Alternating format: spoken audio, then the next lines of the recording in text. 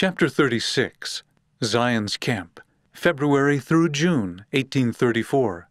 While people in Missouri were making the saints leave their homes, Joseph Smith was nearly 1,000 miles away in Kirtland, Ohio. He prayed to know how to help the saints in Missouri. In a revelation, Jesus told Joseph that some of the men in the church should go to Missouri to help the saints. Joseph Smith was to be their leader. The Lord wanted 500 men to go. Joseph obeyed the Lord. He told the saints that 500 men should go to the land of Zion in Missouri. But after a few weeks, only 100 had said they would go. The 100 men left Kirtland and began the long journey to Missouri. The group was called Zion's Camp. The men often walked 35 miles a day, despite being very hungry, thirsty, and hot. They camped together at night. On the way, 100 more men joined them. But there were still not as many men as the Lord wanted. Members of the camp traveled 1,000 miles. Some of them said the trip was too hard. They complained and argued. They blamed Joseph Smith when there wasn't enough good food. They said he wasn't a good leader. Joseph told these men that they must repent, or they would get sick and die. Many of the men in the camp were righteous. They helped Joseph and obeyed God's commandments. At last, Zion's camp got near Jackson County, Missouri. They camped by a river. Members of a mob had spied on the camp and knew where it was.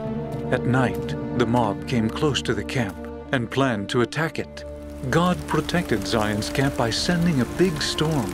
The wind blew trees down. Large hailstones fell from the sky, and lightning hit trees. The river flooded the land.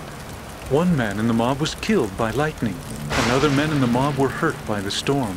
No one in Zion's camp was hurt. The men in the mob were afraid and ran away.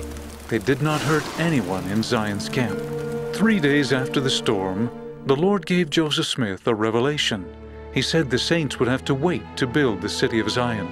They needed to become more obedient, giving, and united. They also needed to learn more about the things the Lord required of them.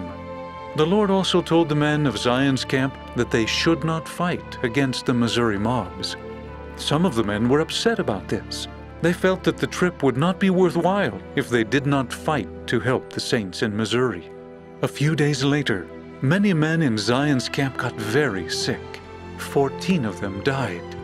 The prophet told the men that the sickness would go away if they would humble themselves and repent.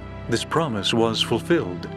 At the end of Zion's camp, Joseph Smith met with the saints in Missouri and chose men for a high council. A few days later, he and many of the men in Zion's camp started back to Kirtland.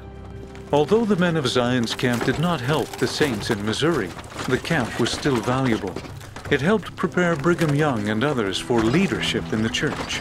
They were able to prove whether they would be obedient and make sacrifices for the Lord's work. A few months later, many of those who were faithful were called as leaders in the church.